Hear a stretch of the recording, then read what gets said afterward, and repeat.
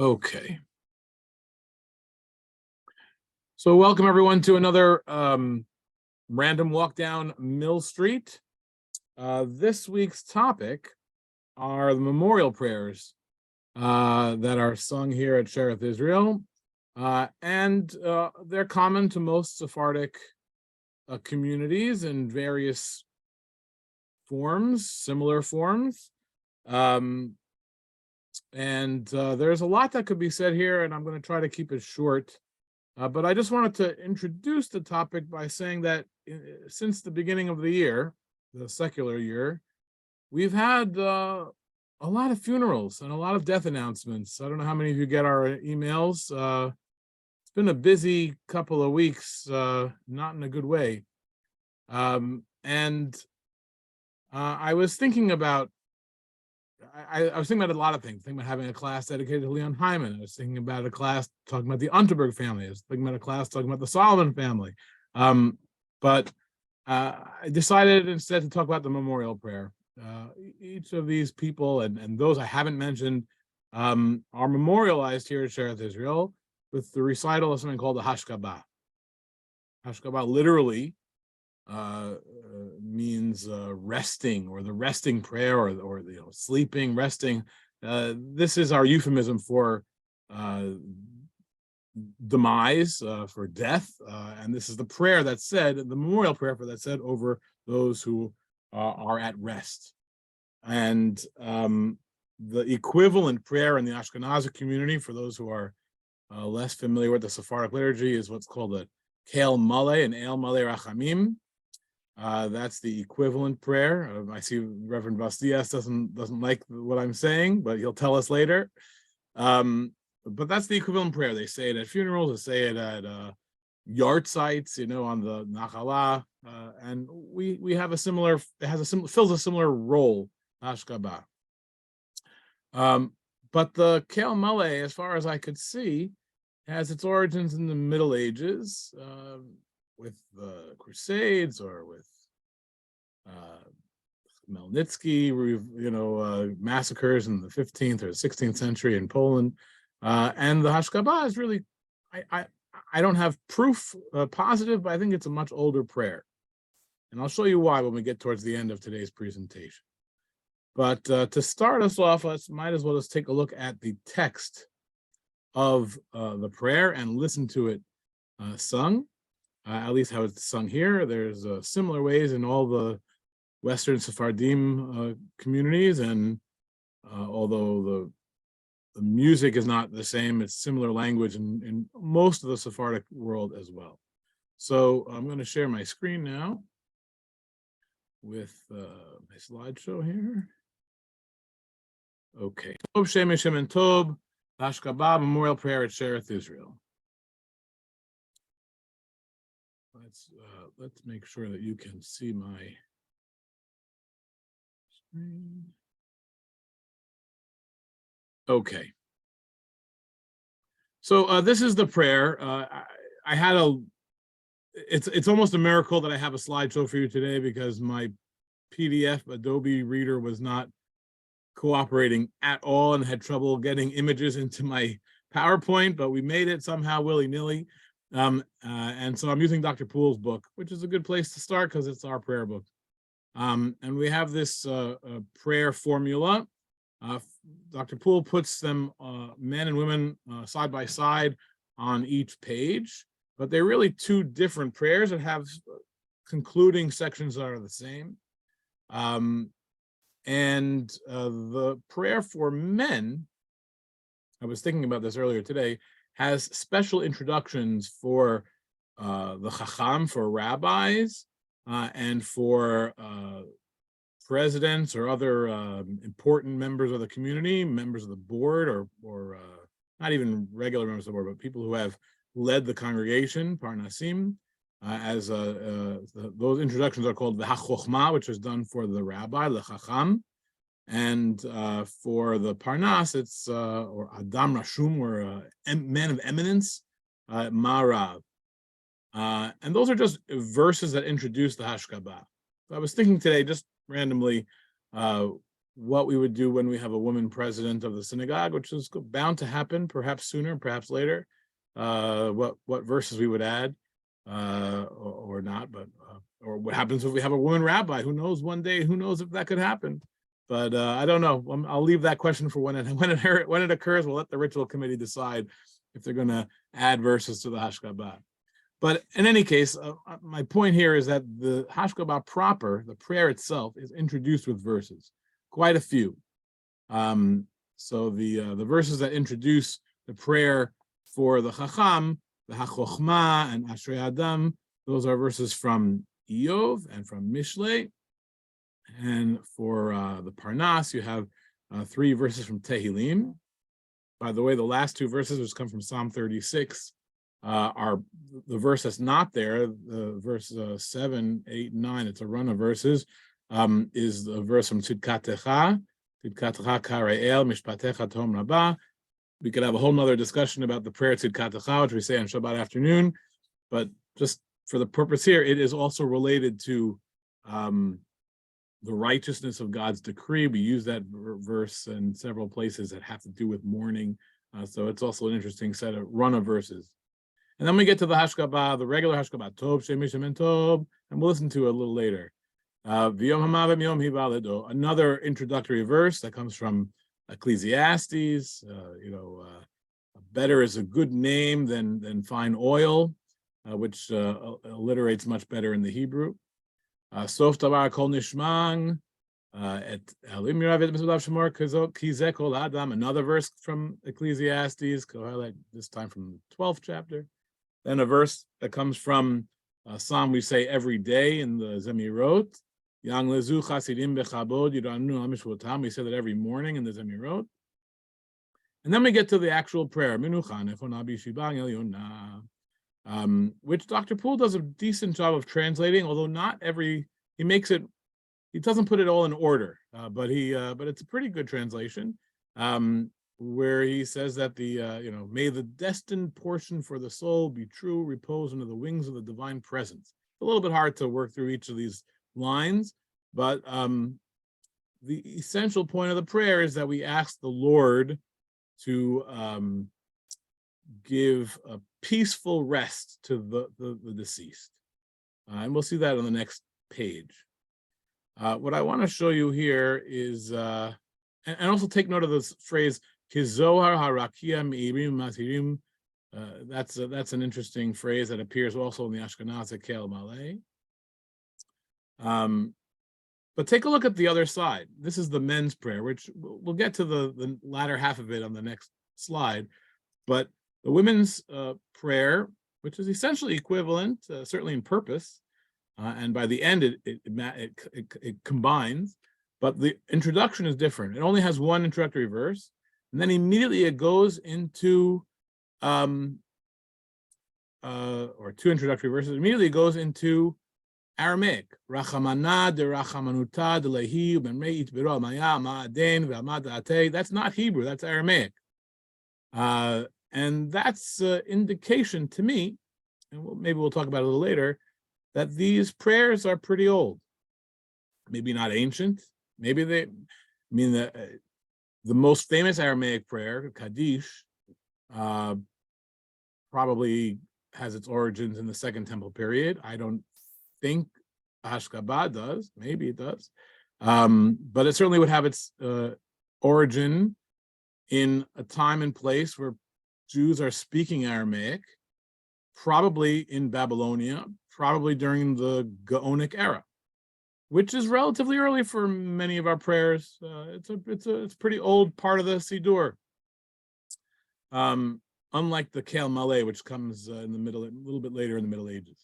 Okay, that's my introduction. Let's take a look at the next page.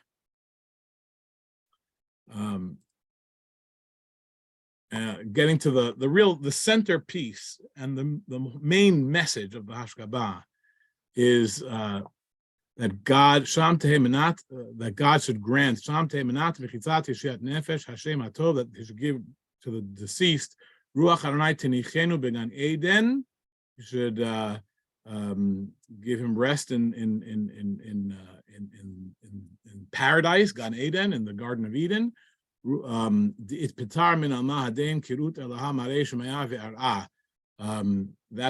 another, that's in the men's and the women's. That's another Aramaic phrase, just indicating you how old it is. And that phrase is that, that God has, according to his will, removed him from this earth and should give him rest in paradise.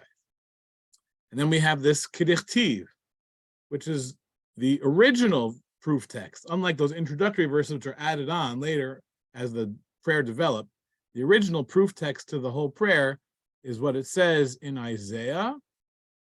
Kedichtiv Yavo Shalom Yanuchu Al Mishkavotam Holech Nichocho, which means they shall enter into peace. Yavo Shalom. They who walk uprightly shall have their repose in their resting places, which is a kind of difficult translation because the verse itself is difficult, but when you read it in context, it's a little easier. It comes from the 57th chapter of Isaiah, and what's not quoted in the Hashcabah is the first verse of that chapter, which says that the righteous people will pass away, but the regular person who's around in that time, this is a prophecy for doom and gloom that's about to come, that Isaiah is giving to the people of Israel, saying it's going to be bad for you. The righteous people are going to pass away, and no one's going to pay any attention. Godly men will be taken away from this earth, and no one will think anything of it. And then it has this verse that we quote here, and it's talking about those righteous people, those godly men. He enters into peace. They go somewhere nice, Gan Eden, okay? They rest in their beds, and those who are walking upright, those who were righteous, okay? That what's not quoted is the next verse, which is, but you guys who are sinners, you are going to get it really bad. So this is the central proof text of our verse, that those who are worthy, those who are tzaddikim, those who will teach the Torah, those who are upright in their behavior, will rest in peace. Yavo Shalom, they will come to a peaceful end, and that's the whole prayer. That's the essential meaning of the Hashcabah. People are wild about memorial prayers with good reason, because we want to pray for our loved ones who are no more, and so this is an outlet to do so. There aren't that many in the Siddur, and this is one of them, and so the recital of the Hashcabah is very important to people across the board, Ashkenazim, Sephardim. Some people recite it religiously on the anniversary. Some people say it more frequently than that.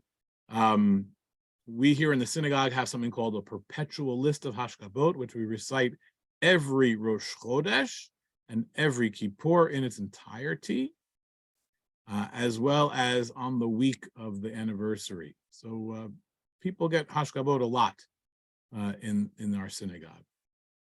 Let's listen to them before we talk a little more. Let's listen to what it sounds like, both for the men and for the women.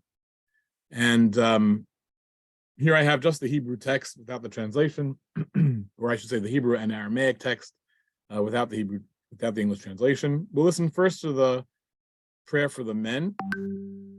And this is a recording that was taken from a special service that was done for the bicentennial. So it's from 1976. And the recording itself is a little harsh. I tried to clean it up a little bit, but the reason I'm playing it for you is because it's Dr. Gerstein. And there aren't that many recordings of Dr. Gerstein doing the Hashkabot, so this is one of them. And it was the end of that special service, which was a Hashkabah for the ministers of the congregation. I edited a little bit, so it goes from Gershom Mendisacius directly to Dr. Poole, skipping all the 7 or 8 other names in between. So you'll hear that when we get there.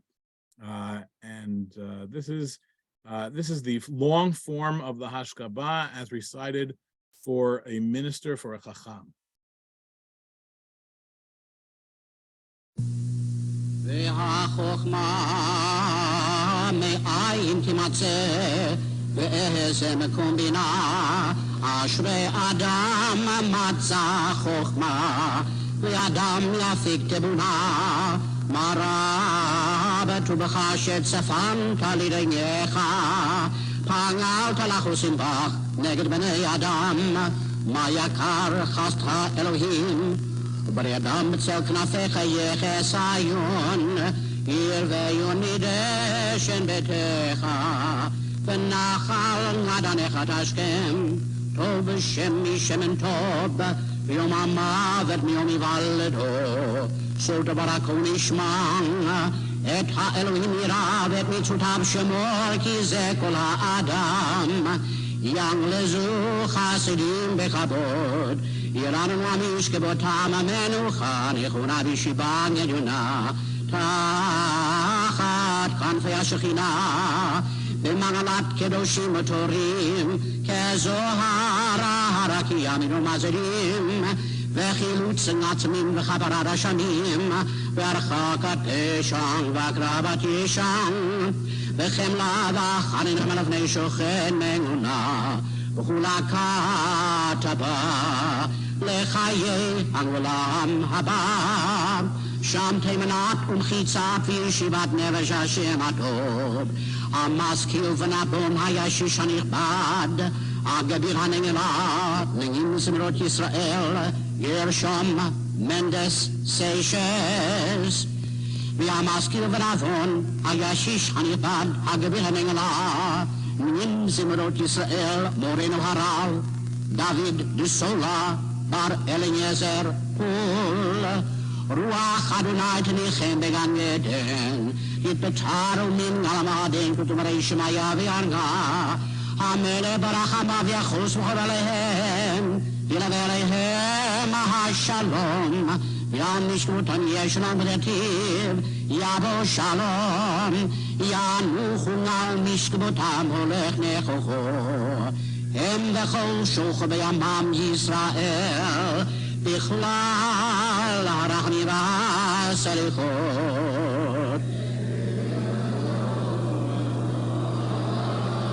וכן יהי רצון ונאמר אמן.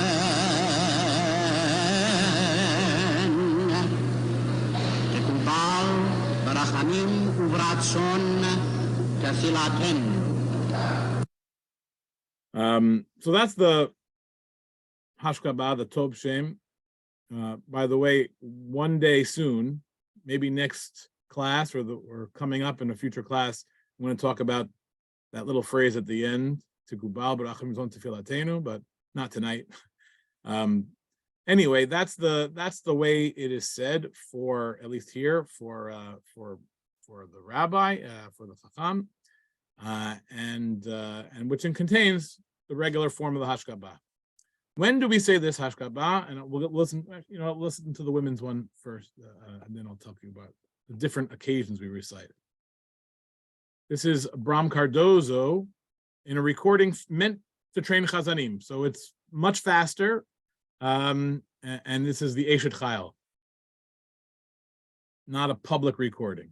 Eshet Chayil mimtza verachok mipnei michra, duno mipnei yadeha, v'yalluha v'ashekhanim agaseha, arachamana d'rachamat adin lehi, u'mimrei idberiung alamaya, alamadin v'alamadiyate, u'gnazven tzadganiyot v'chasdaniyot zachamurte, u'mimrei u'bikaref tukfei amar men al koramohi, Nogran Aisha Kabuna Vetsunga Vanich and the name Ruach Adonai Terichen Nabegan Yeden Titaramin Galamahaden Kirangut and Amareshwaya Verga Amira Barachama Viachos Viachongalea Vinavelia Shalom Hashcabah Shalom Kretivia Bon Shalom Yanuchal Mishkabromach Nucho וכל בנות ישראל השוכבות נימה מכלל רחמים הסליחות וכן יהי רצון ונאמר אמן. So those are the Hashcabah prayers. They have pretty much identical conclusions, except for the male and feminine forms. And if you were listening carefully, you would have picked up that in the live recording, which had multiple names sung, all the verbs were made into the plural. So you had everything was adjusted. So let's see what words. Ruach Adonai tinichem began Eden piteru min al mahadein, which is what we do. The Hashcabah can be adjusted for male or female, can be adjusted for single or plural, and that is what we do to this day, depending on what names are being recited. Okay, when do we recite the Hashcabah? So first and foremost, it is recited at the grave right after the burial, not according to Solomon, so maybe not elsewhere, but we do that here. Yes, of course. If you're being very nitpicky, after the burial, when we return to the chapel, if that's what you're getting at, okay, okay, okay. Now I understand what Solomon is shaking his head about. But it is recited at right after the person is buried. Often today we do that at the graveside, but traditionally we go back to the chapel to recite the memorial prayer and the Tziduk Hadin. And then throughout the week of mourning, the Shiv'ah in the Beit Abel, at every service, the conclusion of every service, Shachrit, and then at the end of our beat, we recite Tziduk Hadin and Hashcabah, followed by Kaddish.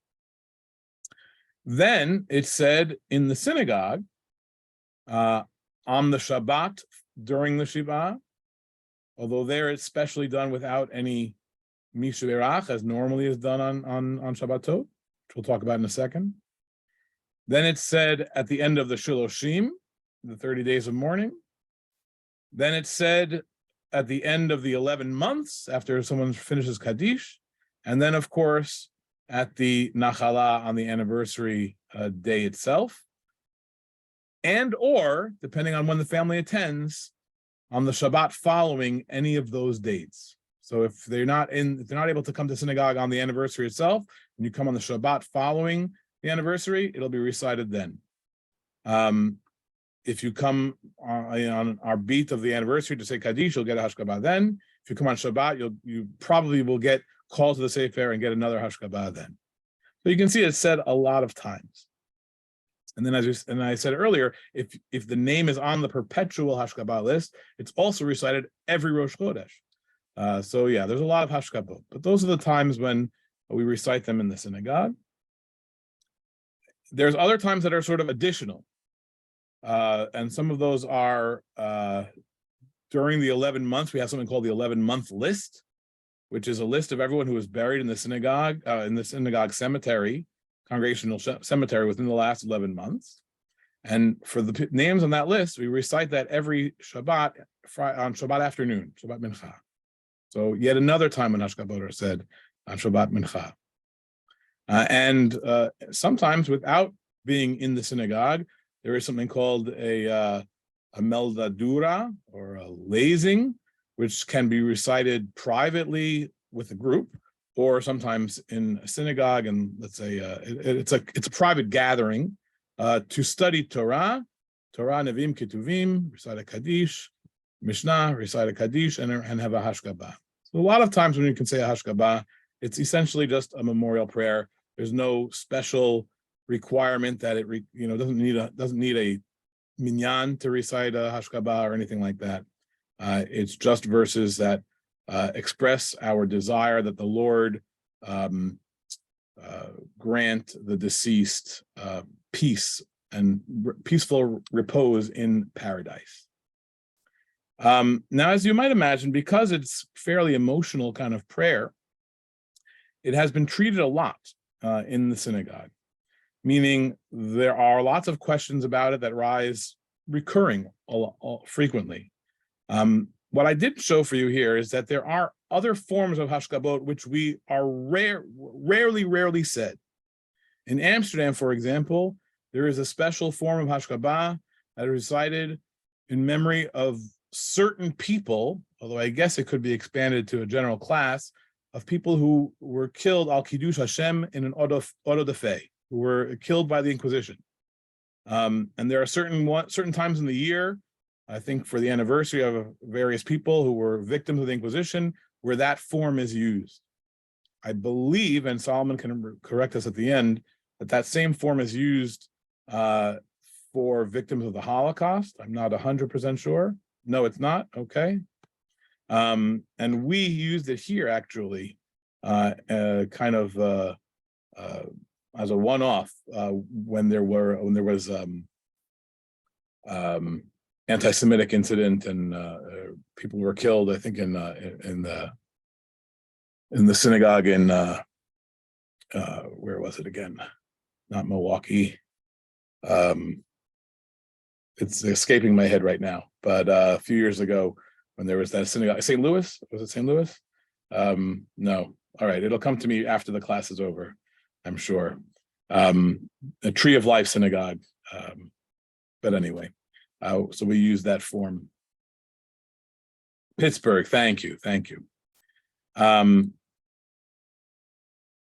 Okay. And then there's another form which has been used very occasionally, and you'll see why here at Shearith Israel, not officially, which is a form of Hashcabah that's used when a child passes away, Rahman al-Atzlan. In London and in Amsterdam, it's used more regularly. I shouldn't say it's not a regular occurrence, but it's used as part of the liturgy. Here, it's really not. And we'll see in the next source why that is, or maybe it doesn't explain why, but how that is. But before we get to those synagogue regulations, let's just talk a little about the Kel Maleh. So this is the Ashkenazic form, and if you see Kel Maleh it does not share a lot of the language. There's a few words that repeat in our prayer. One of them is Kizohar Harakia. Kizohar Harakia, that literally means that shine, that the soul is shining brightly. And where does that come from? That comes from the book of Daniel. And I just want to show you that this phrase, what it comes from, is quite apt. It's talking about the resurrection of the dead. And it says, Daniel is kind of esoteric book, and it's written mostly, or much of it is in Aramaic. And I just have you a translation in English here from chapter 12, first few verses of chapter 12.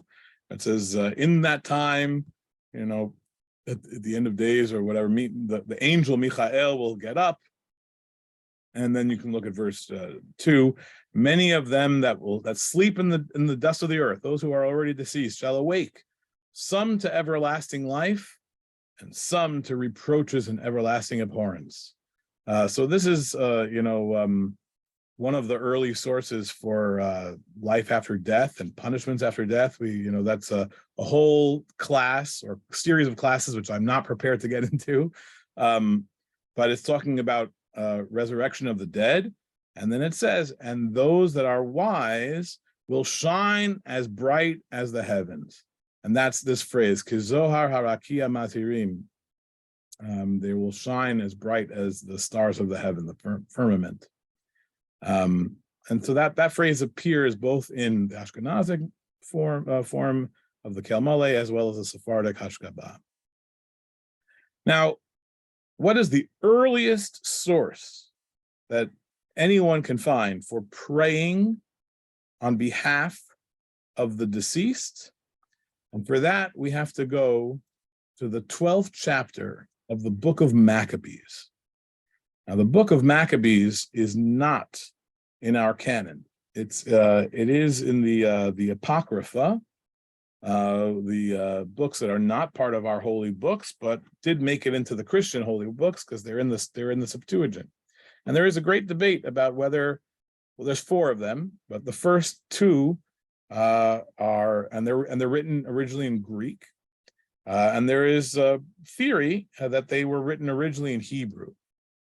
And then I think, and I'm not an expert enough to know this, and I didn't look it up ahead of time, I apologize, but I believe that some bits of some of the book of Maccabees have been found in Hebrew originals, maybe in the Dead Sea Scrolls or else other early printings, early writings. I'm not 100% sure. And I think it's still not clear if those were originally from Greek into Hebrew or Aramaic, or were they originally Hebrew into Greek. But they believe, and it depends, and you have to go book by book. But I believe the first two books, Maccabees 1, Maccabees 2, are considered to have been originally written in Hebrew. So much so that scholars have translated it or retranslated it into Hebrew, reconstructing what probably or could have been the original language, is what you see on the right-hand side here. But I give you an English translation on the left. This is from the 12th chapter, the end of the 12th chapter of 2 Maccabees. So again, Maccabees is talking about the days of the Maccabees, of the Hashmonaim, the middle or towards the middle of the Second Temple period, which is essentially the story of Chanukah. You have Judah the Maccabee revolting against the Greeks, and it's a much longer story than our Chanukah story, which abbreviates the whole years and back and forth of all the details of the political and military details of the struggle. But in that story, you have a certain victory that was won by the Maccabees, and afterwards you get this little story.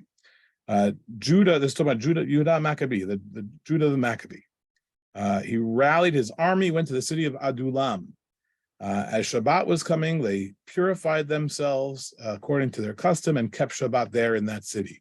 On the following day, they went to bury the bodies of their kindred, those who had fallen in the battle. But they found out when they were preparing them for burial, you see here in verse 40, that underneath their clothing, those that had died in that battle were wearing idols of a certain city, the idols of Yavne, the cities of the idols of Yavne, which it says were forbidden to be worn. Then you get the little editorial aside, which says that this proved that they should be worshiping Hashem and shouldn't be doing this kind of syncretistic religious worship. And he exhorted his soldiers to not have any idols or things like that. And then it says in verse 43 that he took up a collection, Vayikach mehem teruma laHashem, of 2,000 drachmas, alpayim drachmonims kesef, vayishlach otam Yerushalayma laakriv mehem korban asham laHashem, in order to make a korban, a sacrifice, to atone for the sin of these deceased soldiers. L'chaper al nafashot hametim, to atone for the souls of those that had died. And then you get this little aside, which is really an editorial comment that is very philosophical. It says, "Vatechshav lo litzdaka." In doing this act, he was very noble, inasmuch as he had resurrection in mind. For if he were not expecting those deceased soldiers to rise up again, Tchiyat HaMetim, should never have made this collection and made a sacrifice on the behalf of the dead. So it's giving a little sectarian push that there is resurrection. Unlike the Sadducees, there's other groups that didn't believe in resurrection. Judah Maccabee and his army did, and you can see because they made a special prayer for those that had died. And so this is, and then you have this last verse, B'zot Haskiram, Ki notzar Hashem et chasdo l'chol hametim be'emunato, that Judah Maccabee made an atonement, Haskarat nefashot. He made a atonement for the memory of those who had died. And that is the earliest possible reference to praying on behalf of those who have already passed away, all the way in the middle of the Second Temple period. There's a little references in the Targum, and then much later you have in the Talmud you have sources. But really, praying on behalf of those who have died is not usually considered a very ancient thing. Usually considered a medieval thing. But here you see at least little references to it, much older. Okay. Now, here's what I was telling you about before. Here is a letter dated July 1840. I don't know if you can see this so well, but let's read it together. This is a letter that was written from Mr. Lazarus, who was the acting Parnas in July 1840, to the Chazan Jacques Judah Lyons. Dear sir, the Hashcabah Leyeled, the Hashcabah that you made for a child, made in the synagogue, who died this week, is a serious innovation from our minhag, from the minhag of this congregation. You no doubt being unaware of that fact. And I was requested by the Parnas in his absence to inform you of it. You will therefore be, let's see, what does that say? Pleaded to discontinue it in case hereafter such a hashkabah, if there's ever such a case in the future. They don't want this special hashkabah for a child recited. In the case of a child a male under 13 or a female under 12 should require hashkabah. While on this subject, I may as well it may be as well to state for your future guidance the inviolable practice in this congregation with regard to this matter. A hashkabah is to be made the Sabbath after the kivurah. The memorial prayer is supposed to be recited the Shabbat following the burial, the Shabbat after the Shaloshim, the Shabbat after the 11 months, and the Shabbat after the, what does it say there? Expiration of the year. And in case for any, and in any case only for any but adults. So he brings home the point when you say Hashkabot and for whom. You don't say this special child version, which is recited, as we saw earlier, in Amsterdam and in London, but they're making the point here very, very strongly that this child text is not to be said here in Shearith Israel. Now, what is done in Shearith Israel is they include the child's name in the list of Hashkabot, the regular Hashkabah, but not this special child version, which I didn't even bother showing you. Okay, I just thought that it's a very inviolable rule that is being impressed upon the Chazan in 1840, which we still keep more or less to this day. Now I want to show you a few other little notes that appear in the files of the archives or in my own files. The first is one that my grandfather kept in his files of Shamashut, which I am privy to. And this is a note. It's interesting, but it's also interesting not only for its content, but also for how formal the board and its committees were in the previous generations. So here is, if you want to take a look, a memo that was written by the members of the Committee on Din, or we would call it today the Ritual Committee, where informing the Shamash that at the last board meeting, the following memorandum was adopted. This is, actually, I have to show you, there's two different pages. I apologize. I messed up a little bit here on the order. But here on the right is a memorandum that was sent to the Shamash in 1944 about a lot of different issues. This was adopted by the Board of Trustees. And if you can see, it tells you that before reading the Torah, they would recite the perpetual Hashkabot list. We don't do that today. We now move it to the Mincha. And then it tells you that there is a rules about Hashkabot at the Sefer.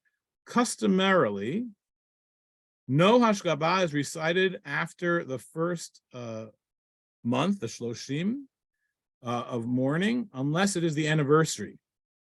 So they don't want people getting called to the Torah and reciting Hashkabot unless it's what we would call today as a chiyuv.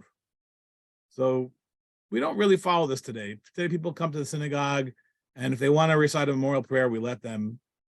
But in the 40s and the 50s and the 60s, as you shall see, A lot of people wanted to have memorial prayers said, a lot. And so they had to limit it. And they had rules. Only if it's the Shloshim, only if it's the anniversary, not any other time you want. And there's also rules it has here about grandparents. You can't just go up and say Hashcabah for your grandparent, unless you're the only one observing the anniversary. That's some of the rules that it made. You don't want cousins and lots of people getting called to the Torah to recite the same Hashcabah over and over again, lengthening the service. And then you'll get, and this is what this was attached to, this memorandum was attached to, that was sent to my grandfather in 1958. Here you go, as a memo that was sent to the Board of Trustees from Dr. Poole. This is from 1958. On Shabbat morning, April 26th, when two parashas, Tazriang and Mitzorang, constituted a Torah reading, there were 15 names on the list of those who might be called to the Torah. 13 were called up instead of the statutory 8, meaning there's normally on Shabbat you have 7 aliyot and a maftir. 8 people are called. But no, on this particular Shabbat, which is a very long parasha, they called 13 people up. One of those who was called recited Hagomel. And other verses were another, well, they had a baby name. And so these are all lengthening the time of the Torah service. As a result, the Torah reading was drawn out to well over an hour. The whole Shabbat morning service took more than 4 hours, though the sermon was only 10 minutes and the Musaf was hurried. A similar problem has faced the Sephardic congregation in London. In 1947, a committee appointed by the electors made the following recommendation, which was unanimously adopted. No individual Hashcabah should be recited at the Sefer except for near relatives during the 11 months and on anniversaries. That's what we saw earlier, 1947. That was the adoption of the trustees. The others, if there are other Hashcabahot to be made, they should be grouped together after the Haftarah, meaning said in front of the ark. This provision should not apply on Kippur Day. So on Kippur, you could have additional aliyot and all sorts of Hashcabot, but not on a regular Shabbat. So he would urge the board to reestablish those practices formerly set up by the Board of Trustees to control unwarranted protraction of the service. I laugh, or I say it a little bit, halavai, we had such problems today. Today, we almost never have what's called hosafot. Very, very rarely, because what used to be, which was the custom of people coming for their anniversary, has waned. Not as many people feel as strongly as once they did to get called to the Torah and have a Hashcabah read for them, for their loved one. And so we rarely have this issue where we have 10 or 12 people who are required to be called, or chiyuvim, or are entitled to be called, and we have to add aliyot. Whereas when I was growing up, it happened very frequently. And that, by the way, is why we have announced when we have the aliyot, when you get to the 6th aliyah, if it's going to be interrupted with additions, it's just called. But if it's not going to be interrupted, it's called samuch. Getting close to the end, there'll be no hosafot. Anyway, that's a little, you can listen to it the next time you come to the synagogue, whether they announce samuch for the 6th aliyah, or whether we have additional hosafot to add. The same, that was, we saw something in the 40s, we saw something in the 50s, now here's something from 1967. And this is recommendations that were made by the ritual committee, then it was referred to as the Committee on Din, to the Board of Trustees, which were adopted about a whole lot of issues. We're not going to go through all of them, but one I want to show you is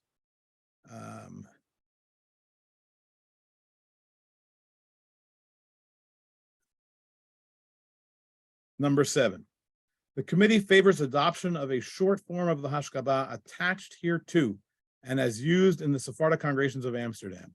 Other Sephardic congregations also use a short version of the Hashcabah services. Dr. Gaon, Chacham Gaon, approved the short Hashcabah as attached.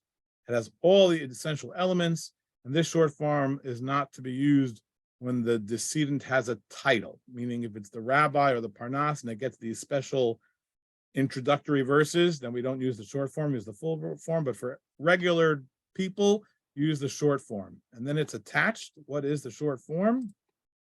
Here it is on the left of your screen.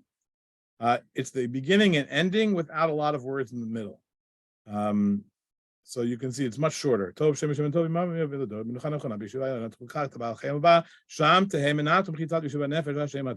already cut out a whole lot of the introductory lines. And then at the end too, also cutting out some of the repetitive lines, just going straight to the verse. And the same thing in the female version. It's an abridged version of the Hashcabah. And this is what our Chazanim say at the Torah on Shabbat morning. Not any other time, but on Shabbat morning at the Torah, this is the form that is used, the short form of the Hashcabah.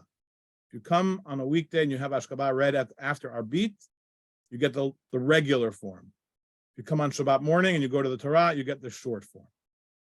So how many of you knew that we were saying an abridged version on Shabbat morning? Probably not too many. Now, just to contrast that, the form that we use at the cemetery is longer than the regular form that we saw earlier. It has additional lines that are bracketed off here. This is from the booklet that's used at the cemetery, and it has extra lines, which we don't say in the synagogue ever, but we do at the cemetery. So we have Melech Brachamav Yerachem Alav V'Yachos V'Yachmol Alav. In the synagogue, if it was, I'd say, Arbit, we would then skip down to this word, V'Ila Ve'ela V'Shalom. But at the cemetery, we have these extra lines. Melech Malchem Malachim B'Rachamav Yasireu B'Tzil Kenafav B'Ser Ohalo Lachazot B'Non Amarnai L'Baker B'Hechalo. And another line, the Ketzim Yomid. So we have three extra lines that are not said. So we go from the abridged to the extra long. All of them have their place in the liturgy. I'm going to close with one last thing. So now I hope you got a little appreciation of the Hashcabah prayers. The last thing I want to close with is some terminology. It is very common, and it even is sneaking into our culture here at Shearith Israel, to call someone after passing away, you say their name, you say Zichrono Livracha. Their memory should be for a blessing. Historically speaking, that kind of phraseology is really coming for the Rabbanim, for the rabbis, whereas most people would get this other phrase, Alav Hashalom, V'Yilaveh Elav Hashalom, which you see here in the Hashcabah form, that peace be upon them. There is another form similarly, that they should rest in Gan Eden. You'll see that sometimes at the cemetery. You'll see a name that will have Nun Ayin afterwards, and that is a abbreviation for their repose should be in Eden, in Gan Eden. And this is a phrase Zichrono Livracha Zal is a more modern incursion into our traditional language that we say here at Shearith Israel. Really, Alav Hashalom is more traditionally older. We would refer to someone who had passed away. And that's my whole thing. I'm sure Solomon has lots to share with us, so I'm going to end the recording.